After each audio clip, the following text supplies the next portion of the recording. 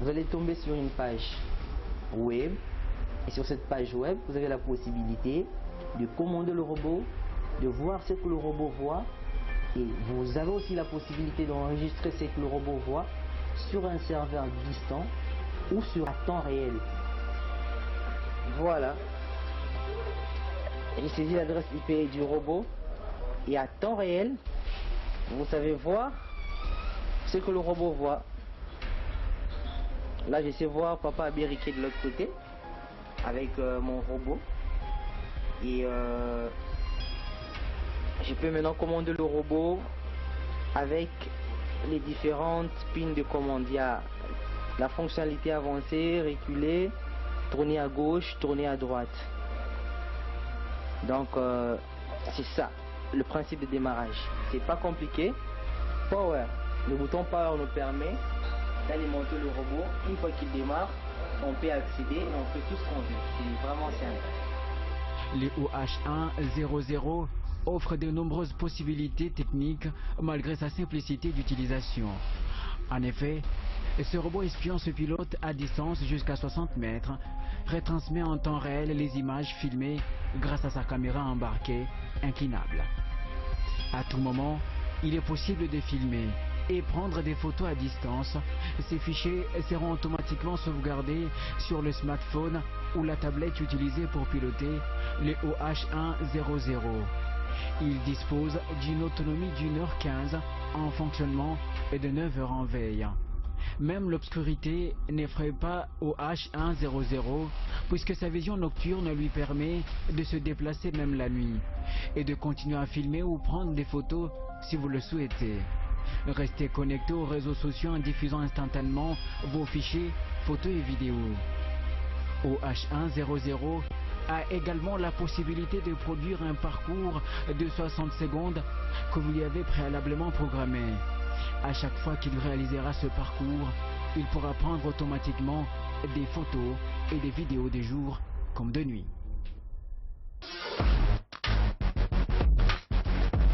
Bienvenue, je ne suis pas seule. Comme je l'ai annoncé, je suis avec Karl Louchikou. Je ne peux pas vous appeler inventeur parce que ça serait un peu trop. Chercheur peut-être. Mais au fait, qui est Karl Louchikou? Merci Gaël. Karl Louchikou, c'est un chercheur congolais, un chercheur indépendant. Je suis ingénieur informaticien. Mon orientation, c'est le génie électrique et c'est plus l'informatique appliquée. Voilà, vous êtes donc inventeur, je ne sais pas trop, mais vous êtes chercheur. Oui. Vous avez pratiquement mis sur pied un robot espion. Oui. Et alors, résoudre certains problèmes, entre autres le problème de la sécurité économique. Je me suis dit de mettre en place un robot espion qui pourra servir à notre pays, qui pourra servir à certaines industries minières par exemple. Et ça pourra aussi servir à certains particuliers chez eux à la maison. Le robot espion, est-ce que c'est une idée originelle ou peut-être il faudrait dire que vous l'avez copié quelque part? Parce que s'il faudrait être assez sincère, j'ai vu autant de robots espions qui ont pratiquement les mêmes capacités que le vôtre. Donc du coup, je me pose des tas de questions. Quelle est l'innovation dans le vôtre? En fait, il y a plusieurs robots espions de par le monde. Et moi, je me suis dit de mettre en place un robot espion qui sera manipulé à travers un smartphone ou à travers une tablette ou un ordinateur sans pour autant installer un logiciel supplémentaire hormis le navigateur internet.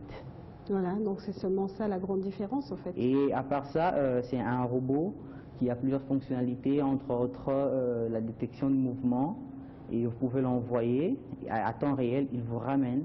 À combien de mètres? La distance serait de combien? La distance, parce que c'est un robot qui est manipulable à n'importe quel endroit où vous vous trouvez, où que vous soyez de par le monde, vous avez la possibilité d'y accéder et de le commander. Parce que si vous avez seulement la connexion Internet, ça veut dire que vous avez la facilité de commander le robot. Ok. En fait, c'est quoi le scénario? Il y a deux possibilités de le commander. Vous pouvez le commander via Internet. Vous pouvez aussi le commander via intranet. Donc, je peux me servir d'une infrastructure d'un opérateur ici, en local, sans pourtant aller sur Internet. et je commande le robot. Je crois qu'on a pu le voir dans ce petit documentaire qu'on a montré, c'est pratiquement quelque chose de grand, mais vous avez ciblé des secteurs, vous avez parlé de pratiquement des frontières. Est-ce que notre cher robot espion peut être utilisé dans l'armée? Bien sûr, le robot espion peut être utilisé dans notre armée, mais seulement nous sommes encore à la phase prototype. Voilà. Et c'est un prototype qui peut aussi être modifié avec des moyens. S'il y a des moyens, on a la possibilité de le modifier. Mais il peut servir dans notre armée, il peut servir aussi dans plusieurs plateformes. Et puis, à part ça, donc Karl Lushiku, c'est seulement le robot ou il y a d'autres inventions peut-être? Il y a encore beaucoup qu'on est en train de faire parce qu'on travaille sur le réseau de senseurs sans fil. Il y a des projets dessus, mais qui va vraiment impacter dans l'environnement. Mais aussi, il y a d'autres projets, mettre en place de nano-serveurs, nano-centrales téléphoniques pour la communication Voice over IP, VoIP, dans certaines entreprises et aussi dans certaines innovations dans la surveillance, vidéosurveillance. Est-ce que ce robot a une histoire? Oui, ce robot a une histoire. Est-ce que vous pouvez nous la conter? Oui, je peux vous raconter cette histoire. En fait, j'ai beaucoup réfléchi. Je me disais, je suis ingénieur, je devais mettre en place un système parce que j'ai étudié, il y a plusieurs connaissances acquises. Alors je me disais, pourquoi ne pas mettre en place un engin qui devait obéir aux instructions que je devais lui donner. Alors je me suis imaginé un système et grâce à l'aide de plusieurs aînés, de plusieurs amis, dans des ouvrages, je me suis vraiment lancé dans la recherche fondamentale et dans cette recherche, j'ai sorti des résultats. Et voilà, il y a un prototype d'un robot espion qui est mis en place. Alors, qu'est-ce que tu attends de ce robot? Qu'est-ce que j'attends de ce robot? En fait, déjà, avec ces robots, nous avons été aussi encadrés par le ministère de la Recherche scientifique. Déjà, ce que j'attends du robot, c'est que nous voulons que l'État puisse nous aider à avancer dans nos recherches, parce que nous voulons mettre en place des engins qui pourra servir à notre État. Donc l'État sera le premier bénéficiaire. Donc ça devient un peu comme, je sais pas moi, des opportunités qui s'ouvrent pratiquement à toutes ces personnes qui inventent, parce qu'il y a la dame qui a inventé le robot qui pratiquement régule la circulation en République démocratique du Congo. Et oui. Là, on a pu voir, il y a d'autres robots qu'on a pu installer encore. Mais en fait, et vous aussi, vous ressortez de votre petit coin avec un robot espion et vous retournez toujours vers le gouvernement. Est-ce que c'est vous qui voulez changer la façon de fonctionner du gouvernement en apportant quelque chose de plus? En fait, changer la façon de fonctionner du gouvernement, je ne sais pas, mais c'est juste des recherches qui doivent aussi être encouragées par le gouvernement, parce qu'on aimerait plus apporter notre pierre pour l'édifice de ce pays. C'est en fait ça. Voilà. Bon, moi je suis un peu de nature à être un peu sceptique. Oui. Donc parler des télécommander le robot qui est là, sous nos pieds. Oui. Donc à partir d'un pays quelconque et puis télécommander ce robot-là ici en République démocratique du Congo, je trouve ça un peu trop. Parce que je sais que quand même il y a d'autres robots espions, parce que je me suis quand même assez documentée, qui sont téléguidés seulement à quelques mètres ou peut-être quelques kilomètres. Oui. Et voilà que tu nous parles d'autant de kilomètres. Et j'aimerais bien voir ça, en fait. Ouais. Premièrement, je vais quelqu'un en ligne qui se trouve dans un pays et qui pourra faire marcher ça. Oui, je vais appeler tout de suite un ami, un ingénieur, Raphaël Iguikini, qui se trouve en Inde. Je vais lui demander de se connecter sur le robot et de le commander de là où il se trouve. Voilà, on peut le faire? Oui.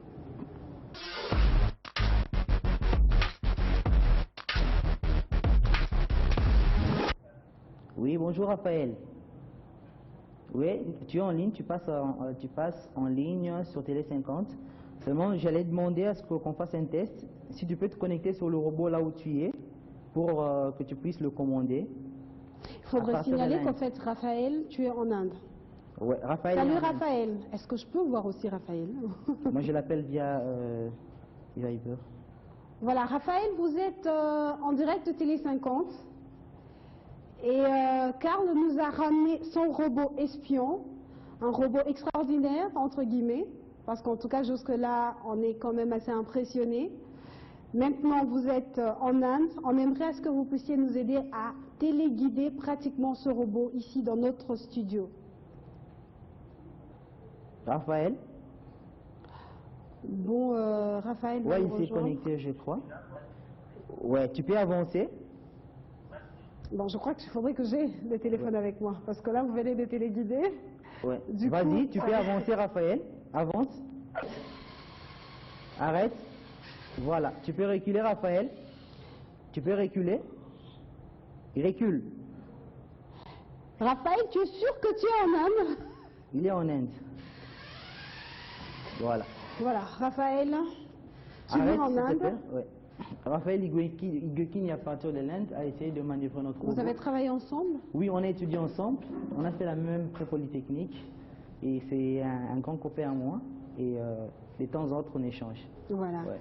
Donc aujourd'hui, nous avons parlé de ce robot espion qui est pratiquement en train de nous filmer maintenant là, en train de filmer, je crois, nos jambes ou peut-être tout ce qu'il y a ici à Télé 50.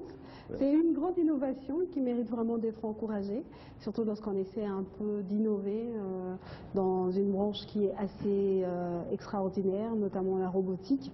On est en train de voir comment est-ce que les autres pays sont en train d'évoluer et en tout cas la branche qui est en train d'attirer encore autant de personnes, c'est beaucoup plus la robotique, parce qu'il faudrait dire qu'aujourd'hui on peut avoir même des infirmières qui sont robots entre guillemets, qui commencent à prendre en charge des patients, et non seulement cela, il y a aussi des robots qui sont en train de prendre la forme humaine.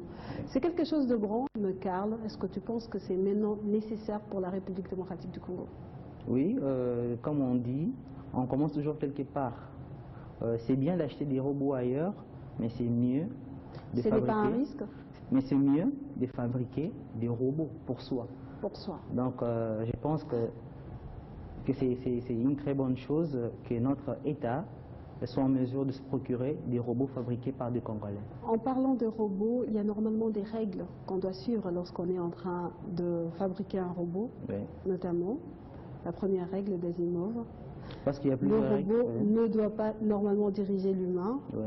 c'est l'humain qui doit diriger le robot. Et non seulement cela, il y a la deuxième règle qui dit qu'en fait, le robot ne doit pas exécuter les tâches, tout en privant à l'humain ses opportunités.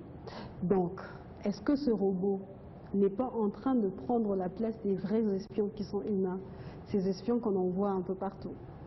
En fait, et juste par rapport à ce que vous venez de dire, en fait, si nous mettons des robots en place, c'est pour qu'ils puissent améliorer certaines conditions de vie.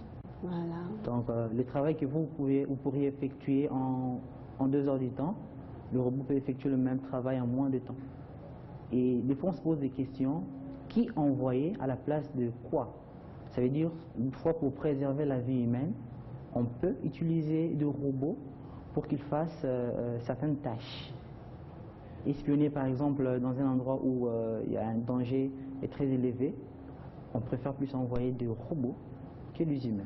Merci beaucoup, Karl.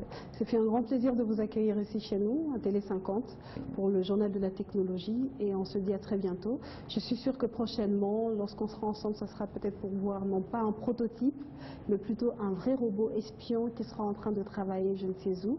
Et bien sûr, du moment que ça s'appelle robot espion, ça veut dire qu'en ce moment-là, ça sera en train de travailler en espionnant, donc on ne pourra pas avoir accès à ce robot. Mais on est quand même assez heureux de vous recevoir et de recevoir également ce grand robot qui malheureusement ne peut pas parler, mais quand même qui a montré à suffisance qu'il peut, et c'est quelque chose de très très extraordinaire. Et surtout, ce qui nous a beaucoup plus enchanté, c'est de voir que ce robot peut être même téléguidé à partir de très loin. Imaginez, en Inde, et nous sommes ici en République démocratique du Congo, c'est vraiment extraordinaire. Karl, c'est fait un grand plaisir et merci beaucoup d'être passé à Télé 50. Merci Gaël. On vous souhaite toutes les bonnes choses du monde. Bien sûr. Merci Gaël. Voilà, c'est la fin de ce journal de la technologie spéciale robotique avec Karl Louchikou. Ce fut vraiment un grand plaisir de recevoir un robot espion et nous espérons que très bientôt ce robot ne sera plus un prototype. Merci de nous avoir suivis, à très bientôt. Merci. Voilà.